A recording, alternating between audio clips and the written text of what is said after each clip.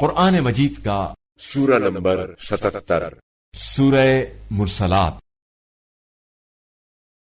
سورہ مرسلات کے متعلق چند مختصر نکات تلاوت و ترجمے کے ساتھ۔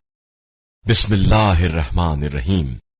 سورہ مرسلات موجودہ ترتیب کے لحاظ سے قرآن مجید کا سورہ نمبر 77 جبکہ ترتیب نزول کے اعتبار سے سورہ نمبر 33 ہے۔ یہ سورہ مکہ مکرمہ میں نازل ہوا۔ اس سورے کا نام اسی سورے کی پہلی آیت کی مناسبت سے مرسلات رکھا گیا ہے، جس میں اللہ کی طرف سے مسلسل بھیجے جانے والے فرشتوں کی قسم کھائی گئی ہے، اور عربی میں مرسلات کسی کی طرف سے بھیجی گئی چیزوں کو کہا جاتا ہے۔ اس سورے میں قیامت سے پہلے کا منظر بیان ہوا ہے۔ وہ کیسا ہولناک منظر ہوگا جب ستارے مان پڑ جائیں گے، آسمان ٹوٹ جائیں گے اور پہاڑ اڑنے لگیں گے، اولین و آخرین سب جمع کر لیے جائیں گے، حساب و کتاب شروع ہو جائے گا اور فیصلے کا وقت قریب آئے گا۔ انسان اس ہولناک منظر کا تصور بھی کرے تو گناہ کی ہمت نہ کرے، اور آج کے مسلمان کی حالت اس بات کی نشانی ہے کہ اس نے قیامت کا اقرار تو کر لیا ہے، لیکن کبھی اس کی ہولناکی کا تصور نہیں کیا۔ اسی لیے قرآن مجید نے یہ نقشہ کھینچا تاکہ انسان راہ راست پر آ جائے۔ آیت نمبر 20 میں حقیر پانی کی تعبیر یہ بتانے کے لیے ہے کہ اے انسان، تم اپنے ماضی پر نظر رکھو اور اپنی حیثیت اور قیمت کا اندازہ کرو، جیسا کہ حضرت علی علیہ السلام فرماتے ہیں، اولاد آدم کو فخر سے کیا سروکار، جس کی ابتدا نطفہ نجس پانی اور انتہا مردار ہے۔ آیت نمبر 30 میں 3 گوشے والے سائے کا ذکر ہے، جس سے مراد یہ ہے کہ جہنم کا دھواں مجرمین کو 3 طرف سے گھیرے گا، سامنے، دائیں طرف اور بائیں طرف سے۔ جو شخص سورہ مرسلات کی تلاوت کرے گا وہ اللہ تعالی کے لیے شرک کرنے والا شمار نہیں ہوگا۔ بسم اللہ الرحمن الرحیم۔ شروع نام سے اللہ کے جو بڑا مہربان نہایت رحم کرنے والا ہے۔ والمرسلات عرفا۔ ان کی قسم جنہیں تسلسل کے ساتھ بھیجا گیا ہے۔ فالعاصفات عصفا۔ پھر تیز رفتاری سے چلنے والی ہیں۔ والناشرات نشرا۔ اور قسم ہے ان کی جو اشیاء کو منتشر کرنے والی ہیں۔ فالفارقات فرقا۔ پھر انہیں آپس میں جدا کرنے والی ہے۔ فالملقیات ذکرا۔ پھر ذکر کو نازل کرنے والی ہیں، عذرا او نذرا۔ تاکہ عذر تمام ہو یا خوف پیدا کرایا جائے۔ انما توعدون لواقع۔ جس چیز کا تم سے وعدہ کیا گیا ہے وہ بہرحال واقع ہونے والی ہے۔ فَإِذَا النُّجُومُ طُمِسَتْ۔ پھر جب ستاروں کی چمک ختم ہو جائے۔ وَإِذَا السَّمَاءُ فُرِجَتْ۔ اور آسمانوں میں شگاف پیدا ہو جائے۔ وَإِذَا الْجِبَالُ نُسِفَتْ۔ اور جب پہاڑ اڑنے لگے۔ وَإِذَا الرُّسُلُ أُقِّتَتْ۔ اور جب سارے پیغمبر ایک وقت میں جمع کر لیے جائیں۔ لِأَيِّ يَوْمٍ أُجِّلَتْ۔ بھلا کس دن کے لیے ان باتوں میں تاخیر کی گئی ہے؟ لِيَوْمِ الْفَصْلِ۔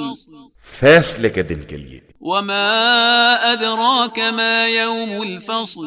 اور آپ کیا جانیں کہ فیصلے کا دن کیا ہے؟ وَيْلٌ يَوْمَئِذٍ لِّلْمُكَذِّبِينَ۔ اس دن چھٹلانے والوں کے لیے جہنم ہے۔ أَلَمْ نُهْلِكِ الْأَوَّلِينَ۔ کیا ہم نے ان کے پہلے والوں کو ہلاک نہیں کر دیا ہے؟ ثُمَّ نُتْبِعُهُمُ الْآخِرِينَ۔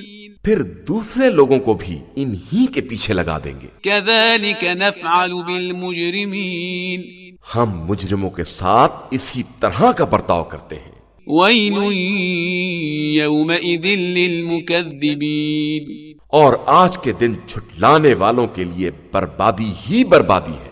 ألم نخلقكم من ماء مهين کیا ہم نے تم کو ایک حقیر پانی سے نہیں پیدا کیا ہے؟ فجعلناه في قرار مكين پھر اسے ایک محفوظ مقام پر قرار دیا ہے، إلى قدر معلوم ایک معین مقدار تک۔ فقدرنا فنعم القادرون پھر ہم نے اس کی مقدار معین کی ہے تو ہم بہترین مقدار مقرر کرنے والے ہیں۔ ويل يومئذ للمكذبين آج کے دن جھٹلانے والوں کے لیے بربادی ہے۔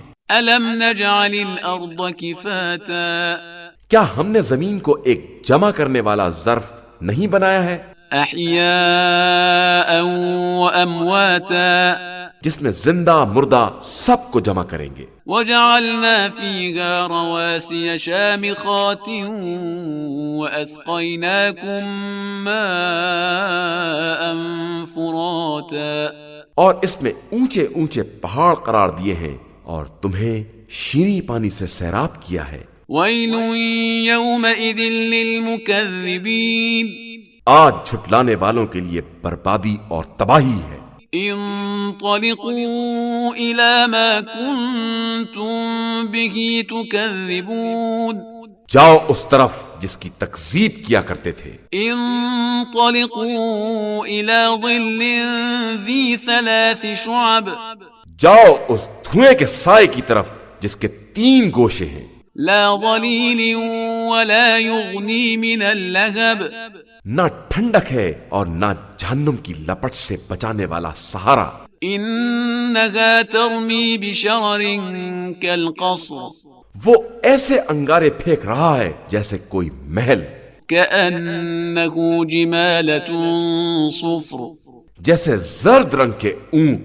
ويل يومئذ للمكذبين آج کے دن جھٹلانے والوں کے لیے بربادی اور جہنم ہے۔ هذا يوم لا ينطقون آج کے دن یہ لوگ بات بھی نہ کر سکیں گے ولا يؤذن لهم فيعتذرون اور نہ انہیں اس بات کی اجازت ہوگی کہ عذر پیش کر سکیں۔ ويل يومئذ للمكذبين آج کے دن جھٹلانے والوں کے لیے جہنم ہے۔ هذا يوم الفصل جمعناكم والأولين یہ فیصلے کا دن ہے جس میں ہم نے تم کو اور تمام پہلے والوں کو اکٹھا کیا ہے۔ فإن كان لكم كيد فكيدون اب اگر تمہارے پاس کوئی چال ہو تو ہم سے استعمال کرو۔ ويل يومئذ للمكذبين آج تکذیب کرنے والوں کے لیے جہنم ہے۔ إن المتقين في ظلال وعيون بے شک متقین گھنی چھاؤں اور چشموں کے درمیان ہوں گے، وفواكه مما يشتهون اور ان کی خواہش کے مطابق میوے ہوں گے۔ كلوا واشربوا هنيئا بما كنتم تعملون اب اطمینان سے کھاؤ پیو ان اعمال کی بنا پر جو تم نے انجام دیے ہیں۔ إنا كذلك نجزي المحسنين ہم اسی طرح نیک عمل کرنے والوں کو بدلہ دیتے ہیں۔ ويل يومئذ للمكذبين آج جھٹلانے والوں کے لیے جہنم ہے۔ كلوا وتمتعوا قليلا إنكم مجرمون تم لوگ تھوڑے دنوں کھاؤ اور آرام کر لو کہ تم مجرم ہو۔ ويل يومئذ للمكذبين آج کے دن تکذیب کرنے والوں کے لیے ویل ہے۔ وإذا قيل لهم اركعوا لا يركعون اور جب ان سے کہا جاتا ہے کہ رکوع کرو تو نہیں کرتے ہیں۔ ويل يومئذ للمكذبين تو آج کے دن جھٹلانے والوں کے لیے جہنم ہے۔ فبأي حديث بعده يؤمنون آخر یہ لوگ اس کے بعد کس بات پر ایمان لے آئیں گے؟